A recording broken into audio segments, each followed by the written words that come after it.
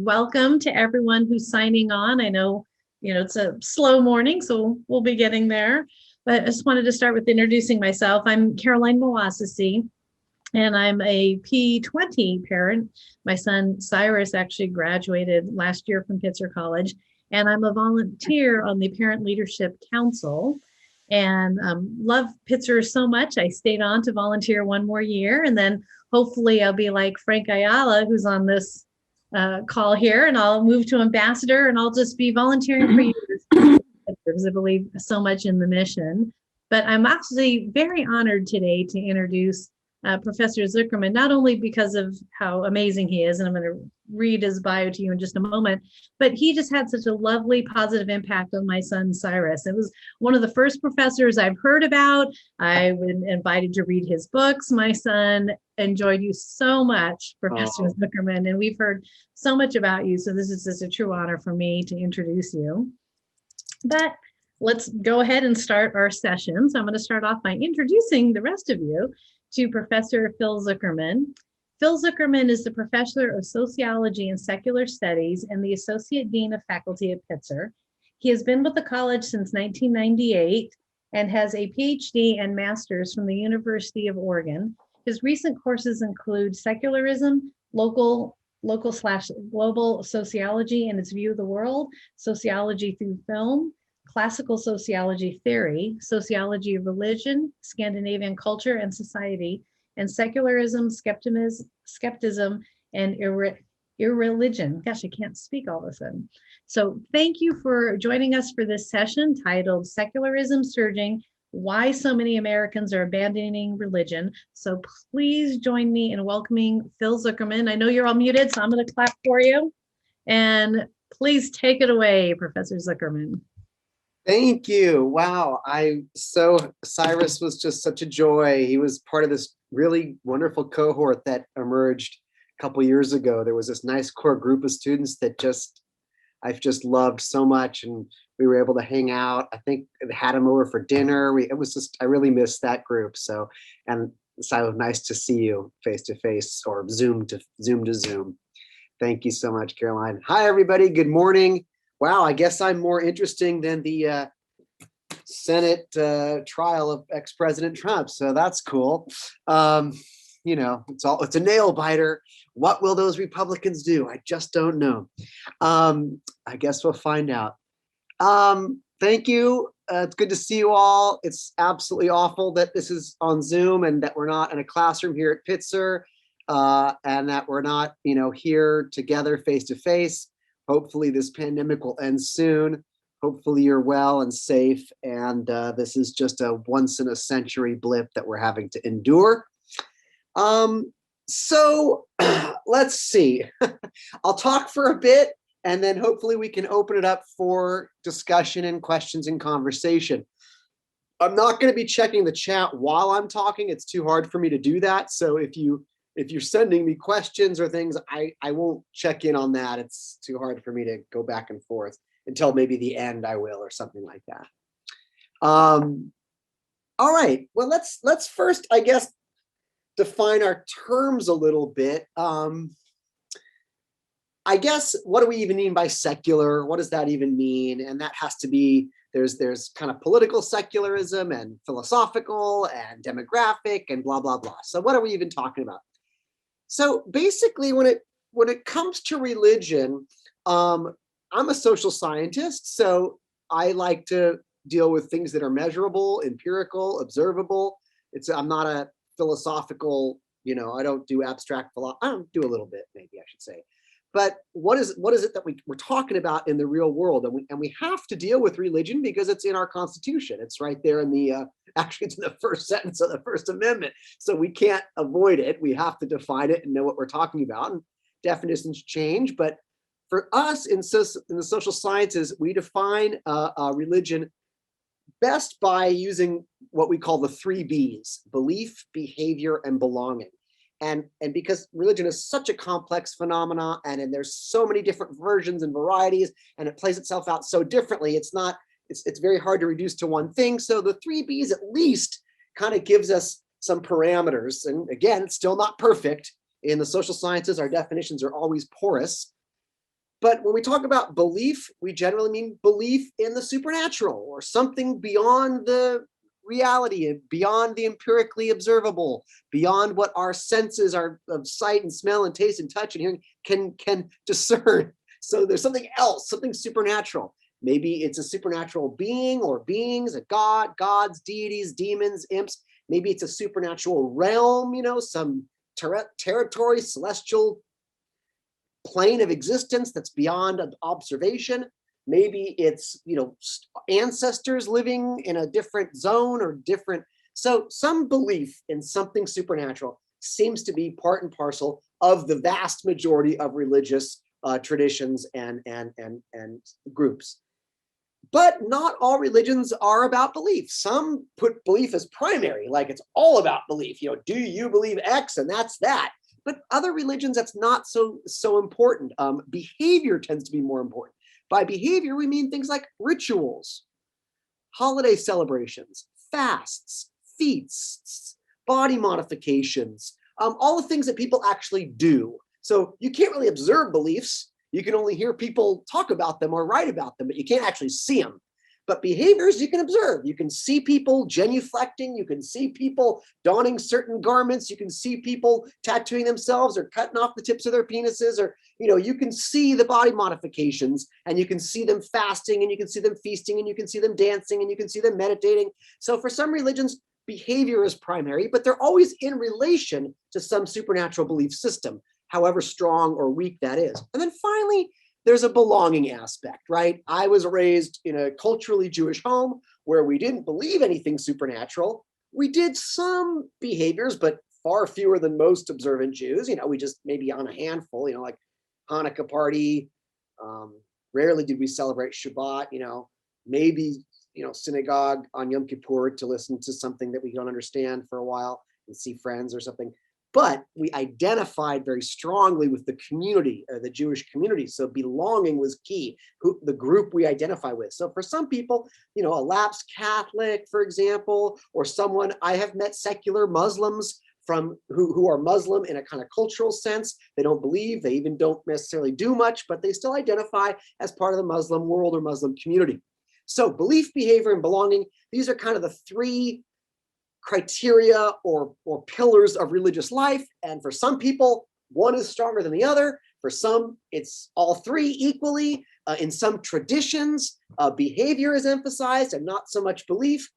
Quick anecdote, when I was in graduate school, I was studying Orthodox fundamentalist Jews, but one of my fellow grad students, Lynn, was studying fundamentalist evangelical Christians. And one day we had lunch to compare notes, and she said to me, she said, what do you do when they ask you, about your beliefs? Do you lie? What do you say? And I said, what do you mean? And she goes, well, every time I do my interviews with people, at a certain point, they want to stop and say, like, Lynn, are you saved? Have you accepted Jesus Christ as your personal savior? And she's like, and I don't know what to do because I don't want to, I want to stay in with the group and do my research with them, but I don't want to offend them. And I said, oh, that's funny. No one ever asks me what I believe. It's just like, what's your name? Who was your mom? End of story. Like, there's no one cares what I believe. They just, don't eat cheeseburgers and don't drive on the Sabbath. And it was all about behavior, right? So it depends. And then for some people, so in some religions, belief is primary. In some religions, behaviors are primary. In some, it's just about your identity, your belonging, or all three. Okay. So now that we've got these three Bs, think of continuums, three continuums, 0 to 10 or something. Let's take the belief one. For a strongly religious person, they have strong supernatural beliefs that are very important to them and very significant, and they believe them very sincerely. For a person that's more secular, they lack supernatural beliefs. They may not have any at all. So it's kind of like, where do you fall on this scale? To be more religious means you hold strong supernatural beliefs very dearly, many of them. To be secular means you don't hold any supernatural beliefs. You look at the world in a naturalistic sense, in an empirical sense, and you don't believe in anything beyond what the scientific world can discover or discern, and the rest is mystery. Now let's get down to the behavior. If you're leaning towards the more religious end of the scale, you do lots of religious things. You go to church a lot, you go to mosque a lot, you pray a lot, you study your scriptures a lot, you fast a lot, you do all the things, right? If you're more on the secular end of the scale, you do less and less and less religious behaviors. Maybe you don't do any. You never set foot in a religious edifice. You don't engage in any holidays or nothing. And then finally, belonging. How do you identify?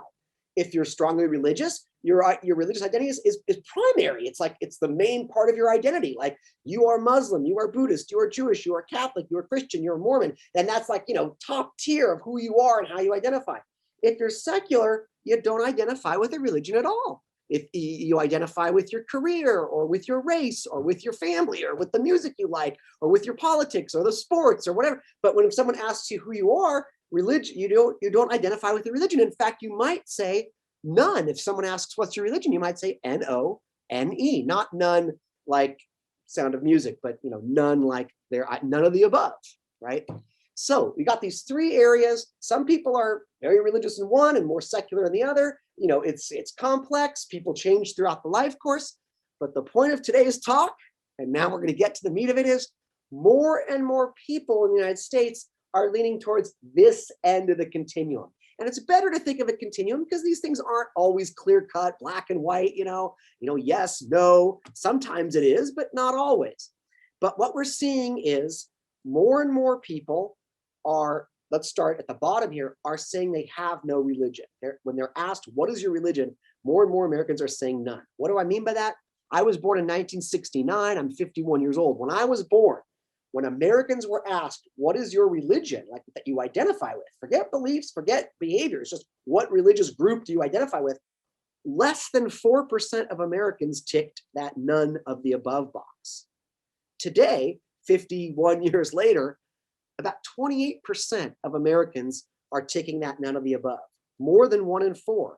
And that's total, everybody over 18. If you just look at 20-somethings, 18 to 29, it's 40%. Never seen anything like that in the history of the United States. So we're now approaching a 30% almost of Americans. It's going up every year. So 10 years ago, it was 20%, 15%, so on and so forth. Right now, we're safely around 26, 27. I say safely because I see some surveys that have it higher, some lower, but we're heading towards the 30% mark where 30% of Americans are saying none. Now that's really significant in the fact that when you pick none of the above, you're basically saying, I have no identification with any of these, even if I'm an atheist, I don't believe in God, but if someone asks me what's my religion and I see Jewish as an option, I'm probably going to tick that. It's hard for me not to. It's part of my culture, part of my heritage. That same applies to many Catholics, many Lutherans. You see that word, Presbyterian, you're like, oh, you think of grandma, you think of grandpa, and it's hard not. So to say none of the above is a real symbolic severance with identifying with religion. So the fact that we have 30% of Americans doing that right now, or almost 30%, is pretty significant. But we're also seeing drops in behaviors. Church attendance tends to be the biggie in the United States because we're a Protestant dominant, Protestant heavy country. So church attendance has been going down in the last 50 years. And then finally, even beliefs have been going down. So we have fewer and fewer people claiming to hold supernatural beliefs. Belief in God is starting to wither a little bit. Belief in an afterlife and heaven and hell is starting to wither a little bit. Still, the majority of Americans do believe these things, but their numbers are going down. And so what's happening here? We've never seen so much secularity in the history of the United States. Whew, part one is over. I got through it. Got to take a quick little break. So now we understand our terms, what we mean by secular, religious, and we've got these three areas that we can measure and observe. So the question is why? What's going on? Each one of these could be a lecture in and of itself, but I will not abuse my Zoom time. So I'm going to just try to give you the Cliff Notes version of things and kind of walk us through it. And then I assume with 25 people related to Pitzer, there are going to be a lot of questions and comments. Don't let me down, people. I mean, if I know Pitzer, I know that much. We talk. Okay, that's how, the Pomona students, they always sit in the front row taking notes, but they don't say anything. They're just like, how do I get my A+ in this class? Whereas the Pitzer students, they maybe didn't do all the reading, but damn, they got a lot to say about it. Okay, so here we go. All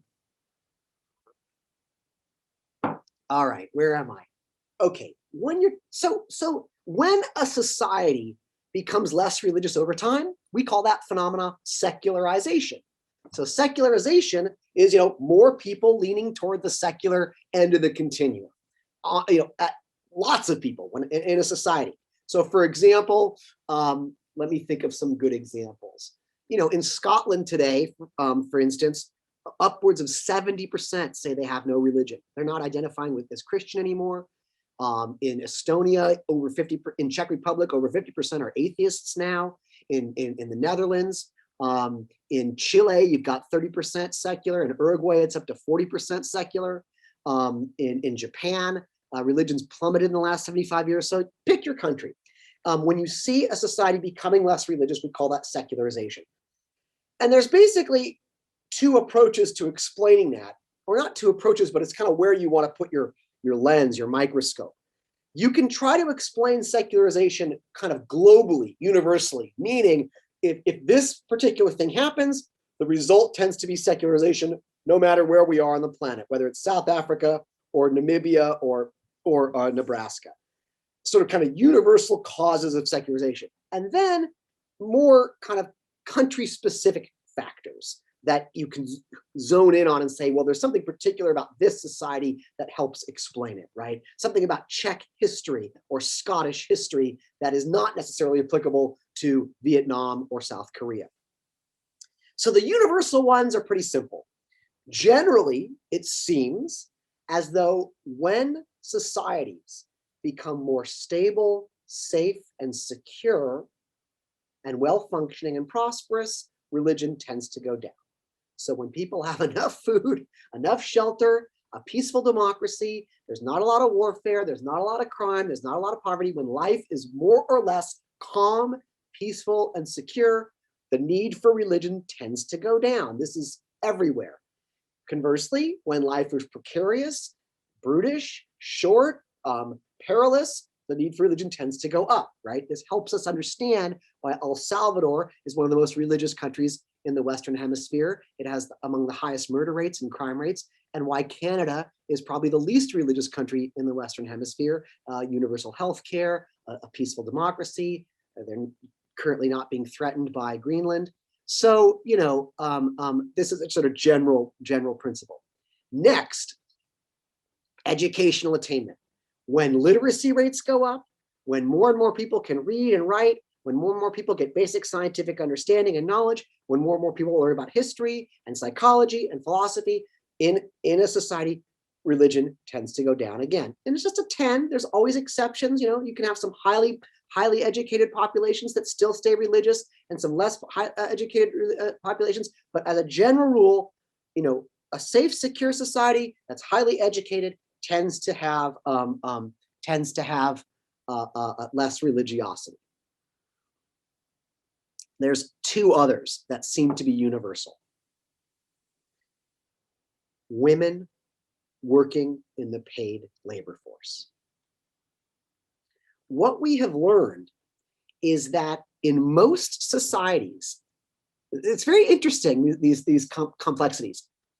All of the world religions are patriarchal, meaning they were made up by men. Men have dominion and authority. The saviors are male. The gods are male. All the major world religions have men in charge and men at the helm. And yet, women tend to be more religiously involved than men. And women tend to be the religious engines in the home. Meaning, and again, just tend to, maybe you knew a home where this wasn't the case, but on average, all around, women tend to be the socializers of children when it comes to religion. They tend to be the ones wanting to make sure the kids say their prayers at bedtime, that the family prays at dinner time, that they get everybody to go to church. I don't know if you ever watched The Simpsons, but it was always Marge having to get the family to church. Homer wanted to stay home and sleep in or watch football, and that tends to be sociologically accurate.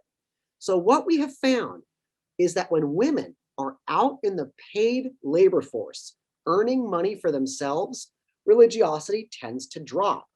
There's several factors as to why that would be the case.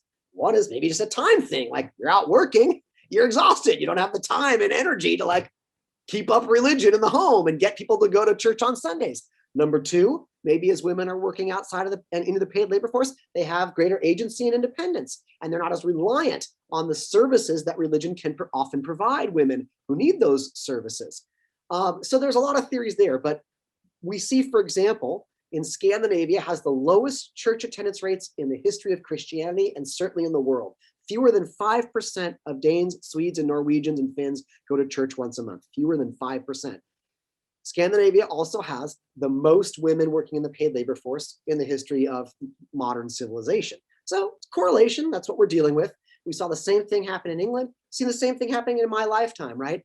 In my lifetime, when I was born, only about 18% of homes in America were had a female as the primary or stronger breadwinner. Today, over 45% of homes in the United States have a female as the primary or higher breadwinner. So we see these things. And then the last kind of universal theme tends to be access to and time spent on the internet.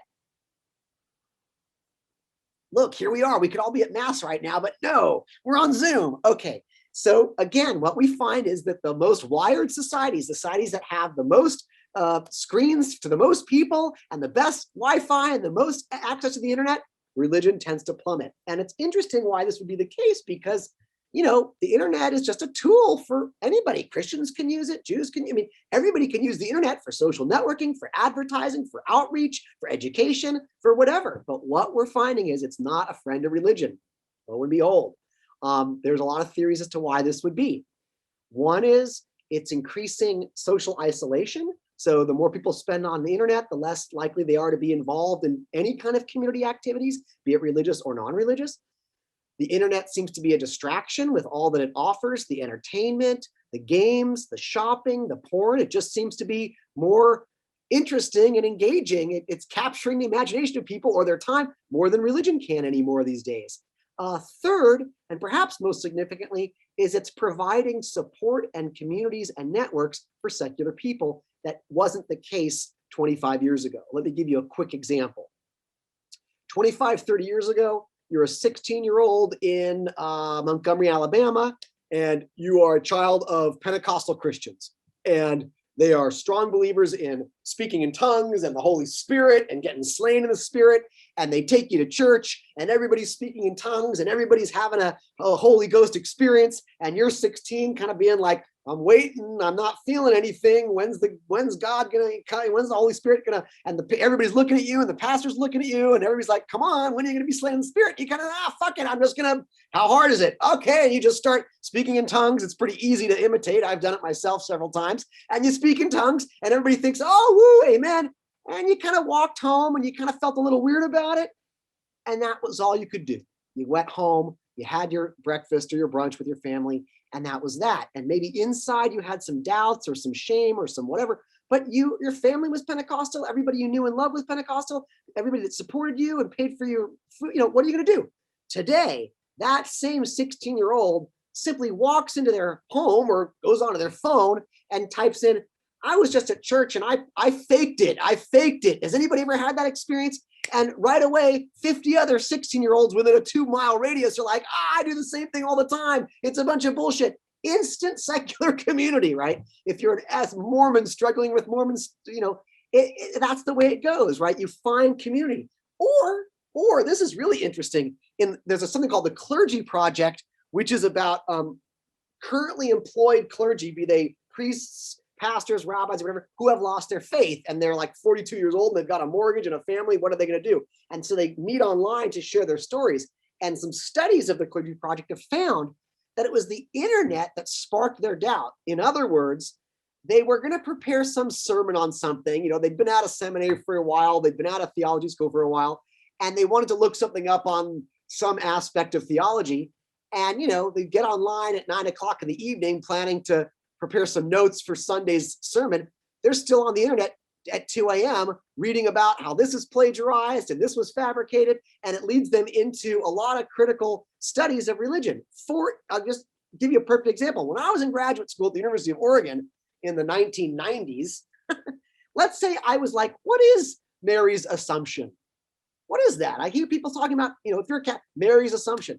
Well, what did I do? I had to walk out of my office across the quad on campus to a building called the library. And then I had to enter this building and I had to see, are there any books on Mary's Assumption? And I went to a little card catalog and I found where the books were. And then I went using the Dewey Decimal System. I went, who himself was a very religious man, by the way, who privileged religion in how he structured things. And I go down and I'll find books on Mary's Assumption in a section of Catholic theology, and it'll be all about Mariology and stuff like that. So all the other books will be about that topic. That's cool. Today, if I punch in, what was Mary's Assumption on the internet, not only will I get information from the Catholic viewpoint, but I'm going to get all the debunkers as well. If I go to YouTube and enter Joseph Smith, I'm going to get videos that are produced by the Mormon Church, and I'm going to get videos produced by ex-Mormons who want to expose Joseph Smith as a charlatan. It's all there, man. So the internet is corrosive to religion. It provides debunking information. It connects people to other secular people, which creates community and bolsters worldviews. And it's a distraction and all these things. So those are my four kind of universal. Secure, a good, safe, peaceful, prosperous society tends to be less religious. Highly educated populations tend to be less religious. More women working in the paid labor force tends to corrode religious activities, certainly behaviors. And the internet seems to be corrosive to religion as well. And now I can give you a few US specific topics too, and then I'll be done ranting. Okay. So one we've seen in trying to understand this so-called rise of the nuns, this surging secularism in the United States, is what's going on here in the US. Aside from everything I just talked about, which may or may not always apply to every society. Certainly may or may not apply here. Some things do well, but anyway, what's been going on here? So there's about, I would say, 2 or 3 things that we've got some data on. The first one is the rise of the nuns, particularly in people not wanting to identify as Christian, has been part of a backlash against the religious right. Actually, starting about in the 80s, but really flourishing in the 90s. What happened was evangelical Christians through much of US of the 20th century were not very politically engaged. They were about saving souls, spreading the good word, and who cares about politics and the government? We got better or bigger things to worry about.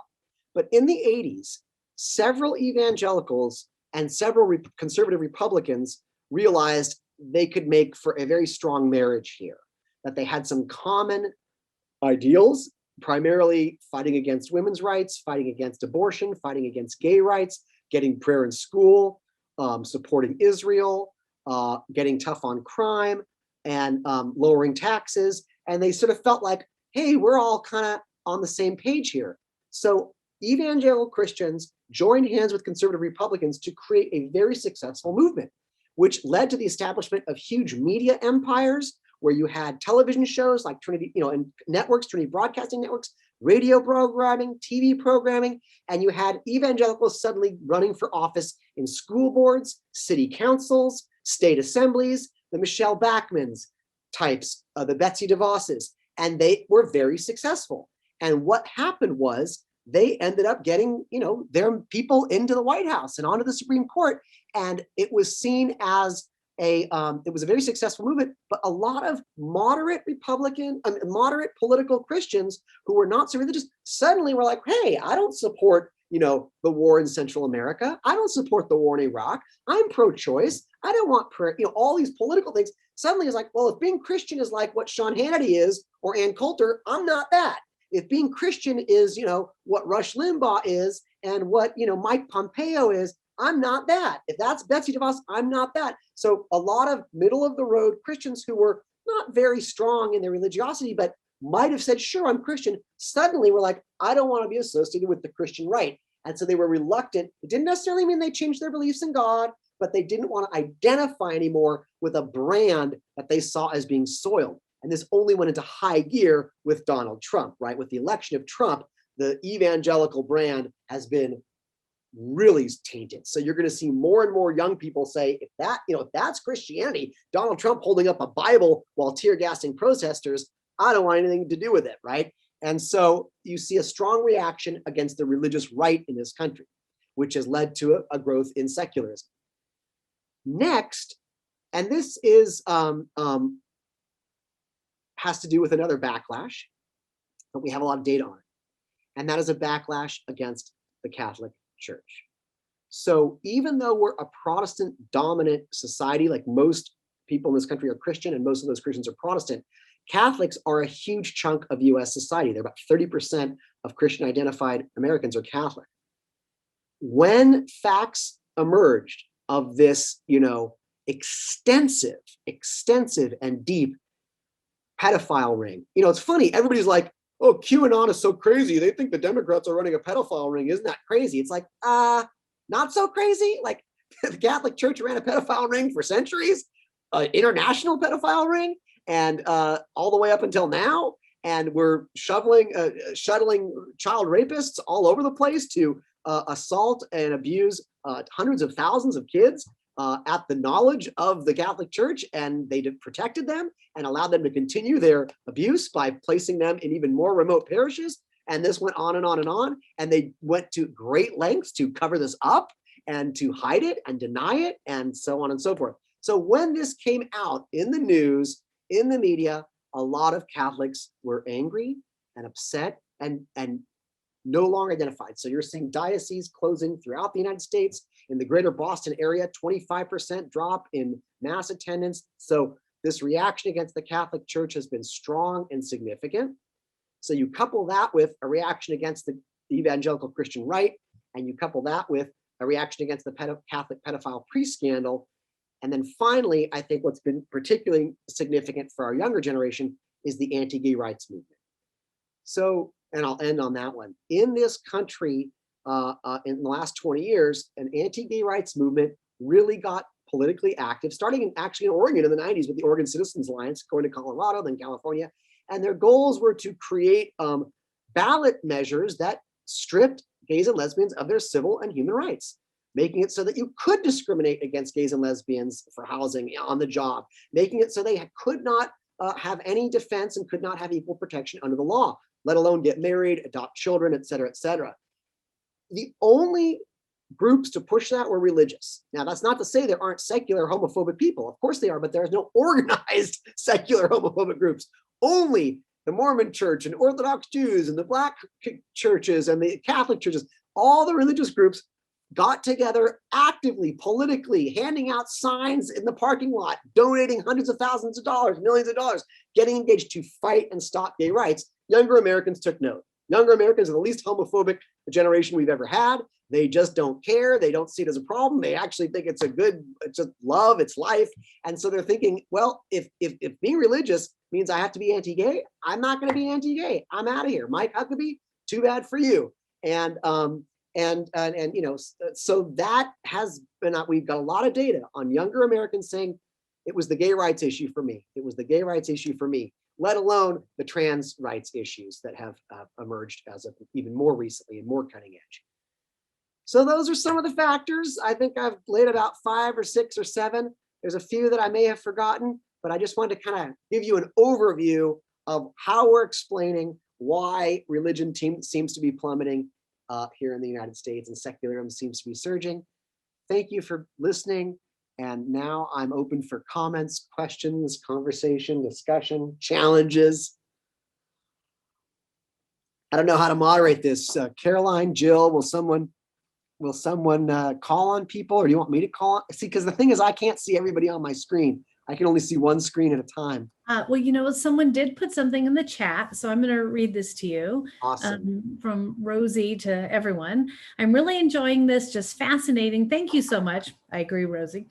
I'm also wondering whether along with the trends towards secularism, there's a similar trend towards people identifying as spiritual, but not religious. Yeah. And Rosie, if I've butchered anything, jump in. Thanks, Rosie. Good question. I didn't talk about that one, and I should address that briefly. So you're right. In the beginning, I sort of talked about these, the religious and secular continuum. Well, what about spiritual, right? More and more Americans say, I'm spiritual, but not religious. And what that tends to mean, and it's different for everybody, but what that tends to mean is, I don't want to identify with a traditional religious institution or traditional religious doctrines and dogmas and certain books of prayer and I don't want to identify with the histories and the governance of certain religious traditions. However, I don't believe the world is just carbon and natural phenomena. I believe there's something more, something else. And for lack of a language, I'm going to say it's a spiritual orientation. There's something, there are energies, there's something mystical. It gets very poetic, right? When you ask people, well, what is it? It's a connections, it's love, it's crystals, maybe, it's Sedona, Arizona, maybe, it's wind chimes, maybe, it's, but it's something that signals, no, I'm not completely secular. I don't hold a purely naturalistic worldview, but I don't want to identify with any of the traditional religions out there for various reasons. But I have a spiritual orientation. It tends to be more idiosyncratic, more individualistic. Yes, we are seeing more and more Americans identify as such. I don't have the numbers off the top of my head. So people often ask me, well, is spiritual secular? And I say, well, it depends let's look at the 3 Bs. If you're not identifying with any religion, you're still a none of the above, then on the belonging section, you're more towards the secular. Are you doing anything religious? No, you're not going to mass, you're not baptizing, you're not, celebrating Passover, you're not celebrating Ramadan, whatever. Okay, then you're more on the secular. But do you have any supernatural beliefs? Well, yes, I believe that when the moon is in the 7th house and Jupiter aligns with Mars, that, there's a peaceful, okay, well, then you're more on the religious end of that particular continuum. So it's very idiosyncratic, but we do see more and more people identifying with spiritual and not religious, for sure. Again, I just don't know the numbers. Thank you for that. We have Frank, I'm sorry. Yes, Dr. Zuckerman, I'm wondering, because I'm looking at least affiliation issues with respect to like the Supreme Court having a majority of Catholics, when our society has a history of discrimination against Catholics, and contrasting Biden as a Catholic and John Kennedy's experience in the presidential level. I'm wondering, in terms of why you see, is that in line with what you're saying, that it's not so much the affiliation or practice that it is at play anymore? Is there diminished discrimination because of the secularization that you're talking about? Interesting question. I do think that increased secularization and pluralization, meaning when you have more and more religions in a society, hopefully that breeds greater tolerance. So when you have just one dominant faith and one minority religion, that's an ugly situation for the minority religion, right? They're going to be scapegoated, they're going to be excluded, et cetera, et cetera. But when you have a plurality of religious traditions in a multicultural pluralistic society, hopefully that breeds increased tolerance and appreciation for diversity. I think a classic case for this would be the Mormons, the Church of Jesus Christ of Latter-day Saints, who were once declared criminals. The governor of Missouri said anybody can kill a Mormon with no consequences. It was open hunting season on Mormons. That's why they went all the way to Salt Lake City. So you had a situation where there were laws against Mormonism. People were persecuting the Mormons, all the way up to fast forward to Mitt Romney being the Republican nominee for president, a Mormon in good standing. So clearly there can be, and then as you said, a strong anti-Catholic tradition in this nation, persecution of Catholics, exclusion of Catholics, bigoted appraisals of Catholics, to now the point where we can have Catholic president, Catholics dominating on the Supreme Court. So I do see secularization and pluralization as part of that growing acceptance of minority religions, to be sure. What's interesting to me, though, is why we have so many conservative Catholics on the Supreme Court, right?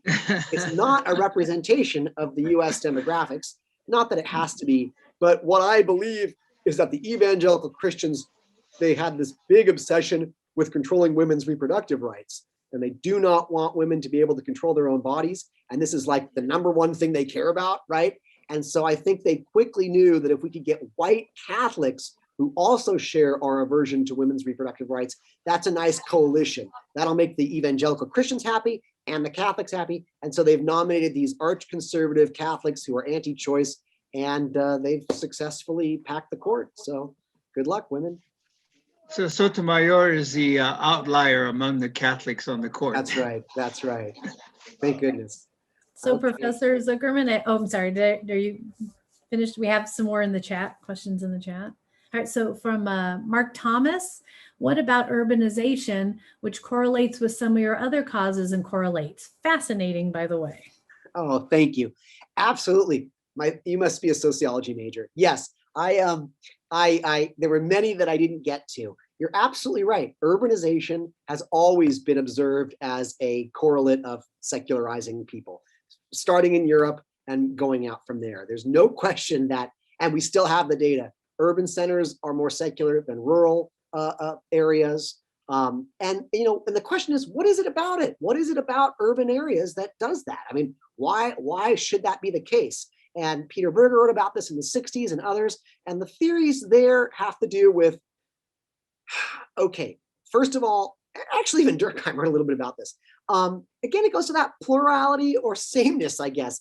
Rural populations tend to be more similar and homogeneous, and culturally and racially and linguistically and religiously. Whereas when you get urban situations, it's just a much more diverse atmosphere. There's different races, religions, ethnicities, languages, and religious traditions. And that seems to have an effect on, in a way, delegitimizing religion. Berger used the analogy of a sacred canopy. He said, imagine a big tent, a big circus tent. In an area where everybody's the same religion, and that's all there is, it's a nice, strong, sturdy tent. And you can kind of have a taken for grantedness about your worldview, right? Think of some rural town in Portugal, or everybody's, or think of some island in Greece. Everybody's Greek Orthodox, right? That's all there is, right? It's just, and so of course, everything runs according to the Greek Orthodox calendar, and the Father on the top of the hill, like it's all good. But now imagine trying to pitch your tent where there's all these other religions trying to pitch their tent too. And you got now you've got Mormons here and Quakers here and this kind of, and Shiites and Sunni and Greek Orthodox and Armenian Orthodox, and everybody's claiming to be the right one. What that does, according to Berger, is it creates a crisis of credibility for all of them. And it causes the urban dweller to kind of stop and think, wait a minute, at least they can't all be right. And maybe it kind of relativizes their claims a little bit.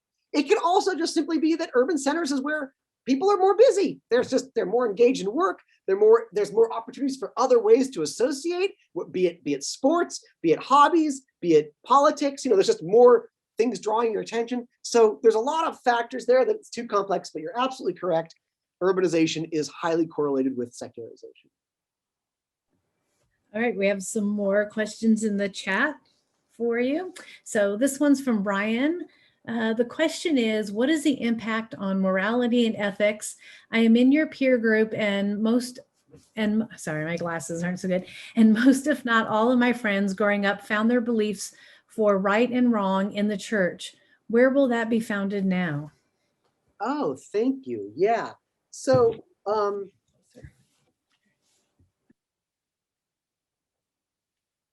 must be show and tell. He's running away.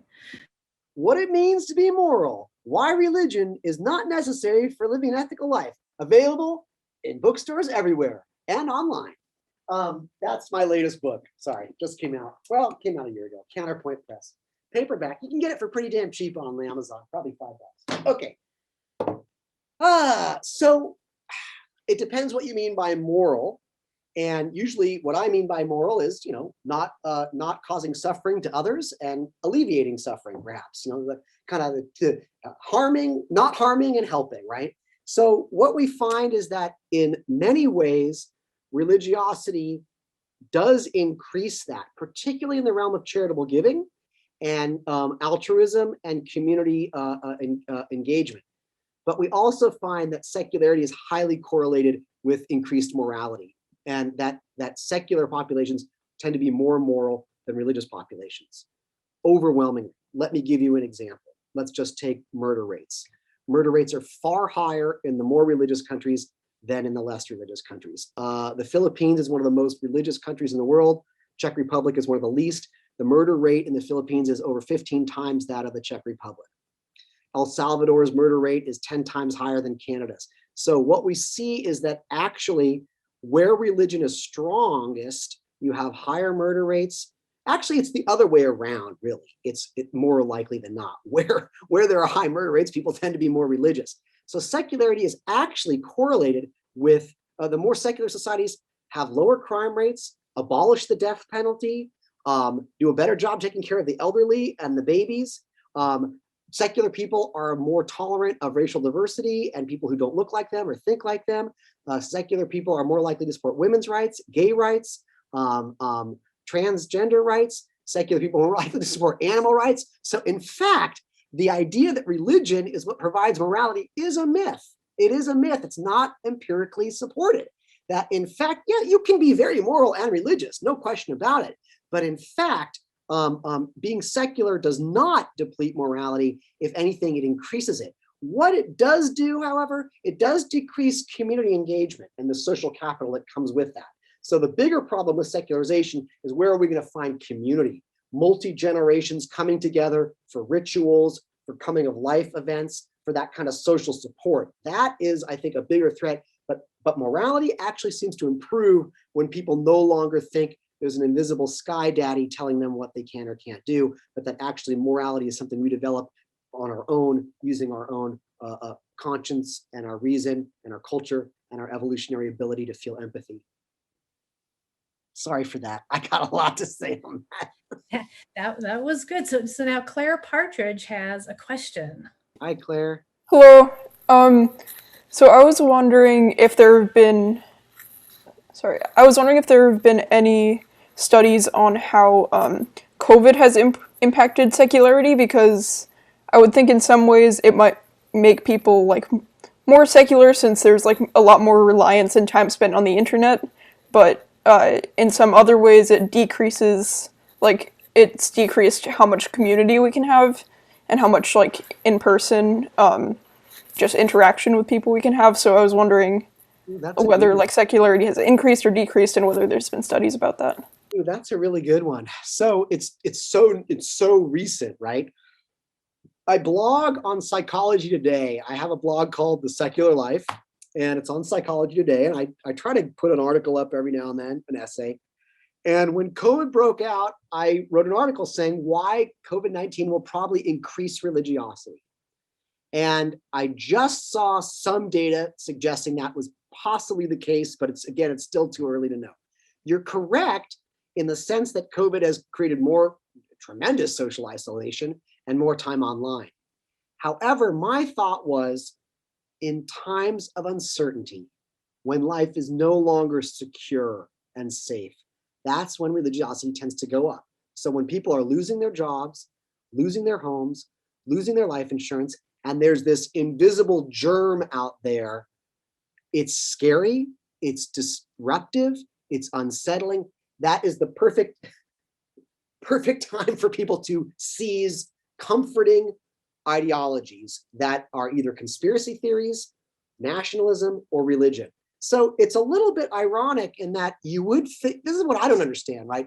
You would think someone would say, wait a minute, if there's a God, why have 600,000 people died of COVID? Why didn't God just snuff out that little germ? But that's not what people do. Instead, people turn to God in these times of health crises. Most people, not all, but most people become more religious, not less. They pray more. They want to go to church more. They want that comfort of religion. I think it's psychologically understandable. To me, it's a little bit of cognitive dissonance. It's like my mother-in-law last night. My mother-in-law had breast implants, and they were leaking.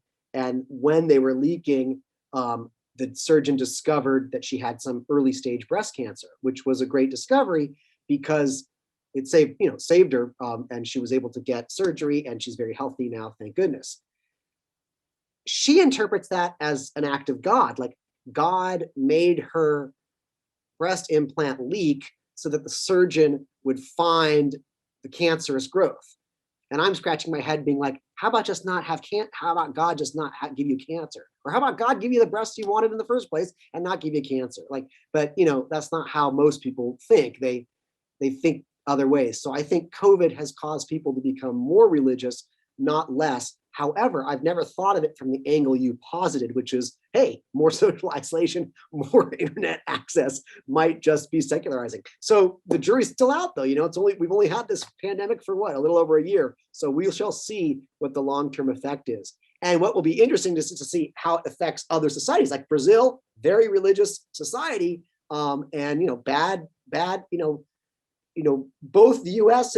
and Brazil had a fanatical leader who denied COVID, the reality of COVID, and we'll see what happens here. Does it increase religion here and in Brazil, or does one society do something different? It'll be interesting to see. I just don't know. All right, so Rosie actually had a follow-up question. She said, would love to hear any thoughts you have about the saying, science is becoming the new religion. I almost wanted to say, let's hope, but I don't want to go that far. So I guess it depends what you mean by science, and it depends what you mean by religion. So I understand science. This is how I understand science, as a method for understanding how the natural world works. So if I want to know how many teeth are in a horse's mouth, I can count.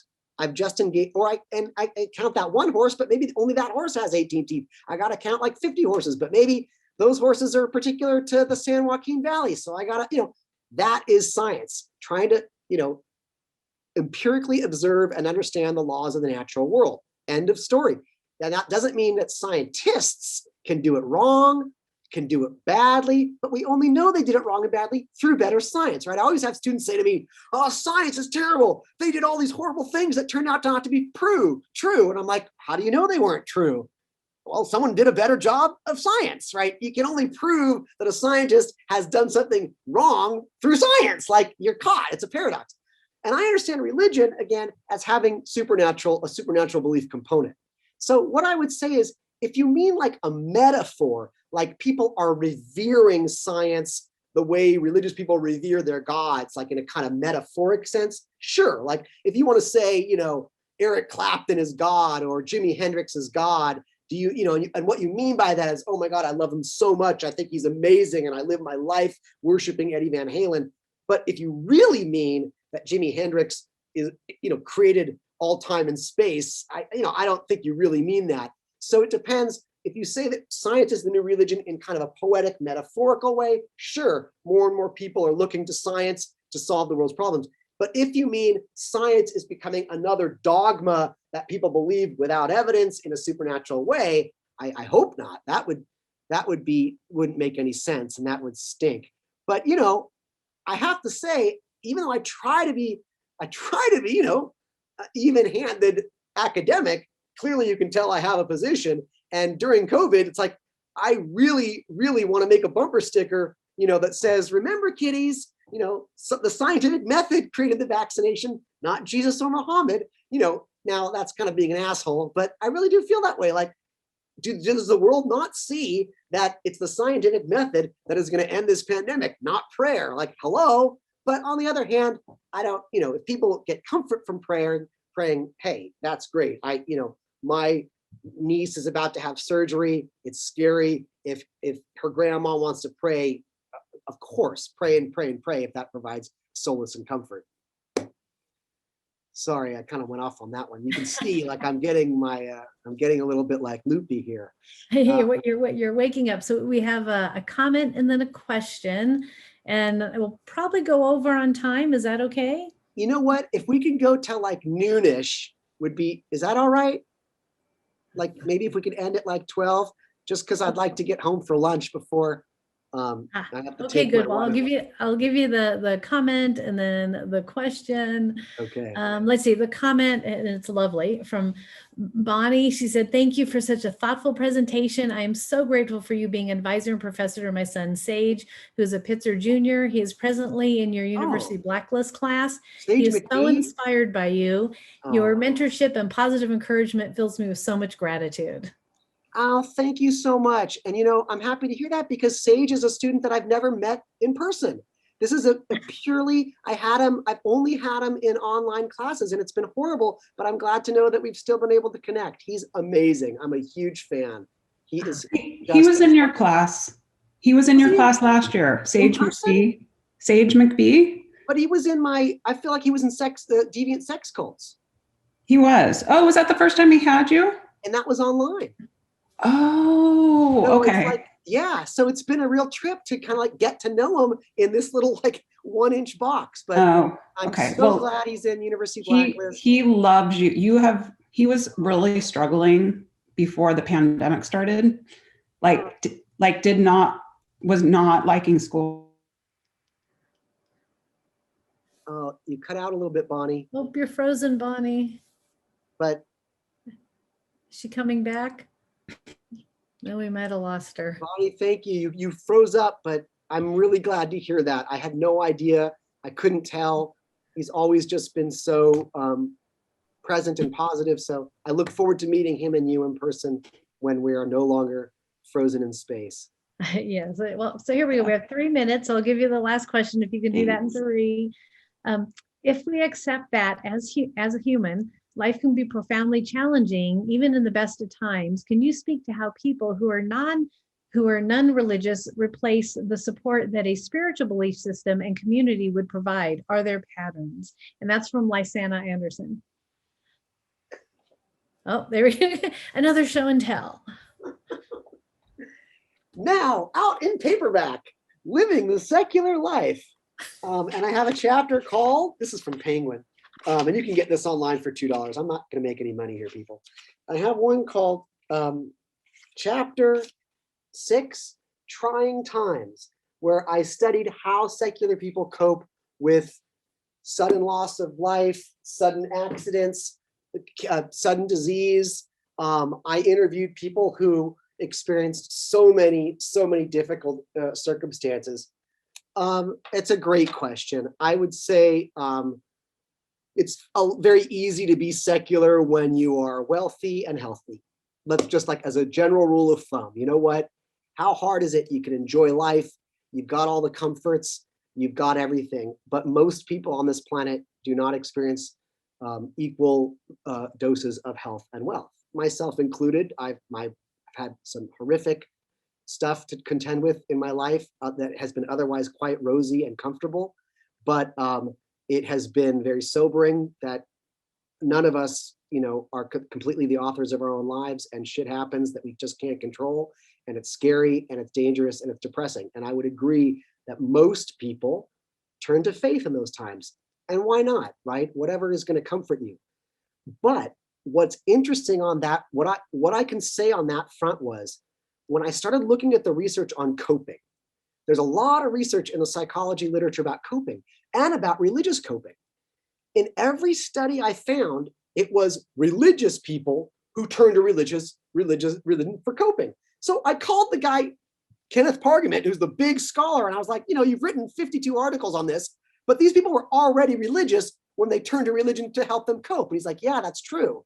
And I said, well, what about the people that aren't religious? He said, we don't have any information on that one. So that's what I tried to do. I tried to start that process. I did find a few articles. One was really interesting that I'll just share with you. Karen Huang was doing research on people who had newly acquired spinal cord injuries. Talk about a trauma where you're suddenly paralyzed from the neck down or the chest down or the waist down, usually through a car accident or something, a work accident. And her interest wasn't religion or secularism. She was interested in how it affects the marriage, how it affects people's sex lives. Like that's what she was studying. But she had these two groups. And at one point in her study, these are people that had had a spinal cord injury within the year. She realized that the atheists had a different trajectory from the religious people. And what she found was that they all suffered depression. They all suffered equally in many ways. But she saw that the religious people had a slightly harder time than the atheists. And she's like, what's going on here? And what she said was, the atheists didn't have an existential crisis of like, why would God let this happen to me? They were pissed that they got hit by a drunk driver. They were depressed. They said, this sucks, but they kind of had a shit happens. I was at the wrong place at the wrong time. Whereas the strongly religious people and the more strongly had to go, wait, why did God do this to me? I've been a good person all my life. And they had this extra anxiety and depression to grapple with. So that was this early article that I read. So what do I find? How do secular people cope? It's not that surprising. They cope in the ways you would expect. They cope by relying on friends and family. They cope by going to therapy. They cope by taking medications and drugs. They cope by being in nature. They cope by focusing on things that they enjoy and do well. And they cope by reading books and watching movies and listening to comedy. It's literally that basic. It's just they engage in all the coping skills anybody would, minus supernatural compensation. And they get through it, and it sucks. And I've been there.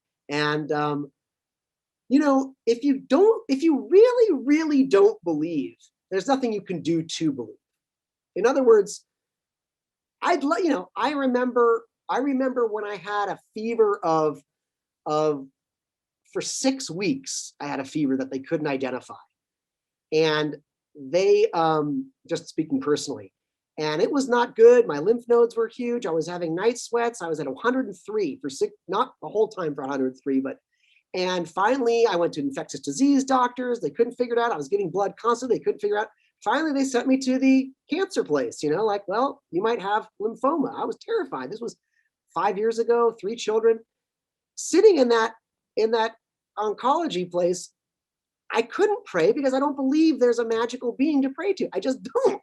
Sure, if I did, I would, right? A year ago, my wife had a massive stroke. I was told she would never walk again, speak again, or understand language again, 51 years old. I didn't pray because I don't believe there's a magical invisible being to pray to. And so I think, non-religious people, they just get through it. You get through it through therapy, through friends, through family. I have found comedy really, really helpful, to be honest. I listen to stand-up comedy in my car, and it's better than Prozac, it just, but there's ups and downs, and some people are more prone to depression than others. So it's a combination of all the secular, but I would say one key difference that I've been reading about, and I actually wrote an article about this, was the role of self-reliance. So psychologists talk about, do you orient, I forget the word, I could look it up. I had to look this up and talk to my psychology friends, but there's a orientation. Do you see your life as that you are primarily kind of the driver of your life, or do you see yourself as subject to outside forces more? Locus of control. It's called locus of control. Some people I don't know if it's chemical or by nature, they tend to see the world as they are subject to all these outside forces, be it, politics, parents, God, there's fate, like that life they are subject to the whim of other things. And other people tend to have a more internal locus of control, where, for wrongly or rightly, they tend to see themselves as the driver of their own lives. As you can imagine, the more religious you are, the more likely you are to have an external locus of control. You tend to think that there are these outside forces determining everything, including your own life. The more secular you tend to have an internal locus of control. What I think that does, I think in some cases, for some people, that internal locus of control can be empowering, because it says, I've got to make shit happen. I've got to do what I need to do. I've got to advocate for my wife. I can't sit here and pray. I have to sit here and fight the insurance company. I can't sit here and pray. I've got to get her into UCLA come hell or high water.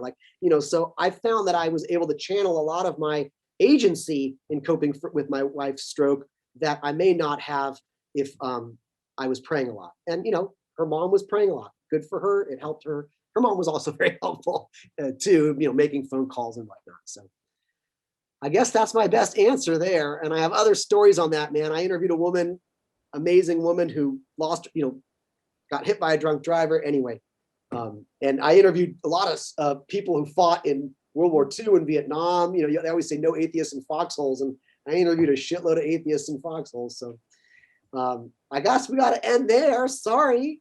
When you're on campus, please come and see me so we can go to the pit stop. Bonnie, I'm sorry you cut out, but I can't wait to catch up. And I look forward to seeing you all.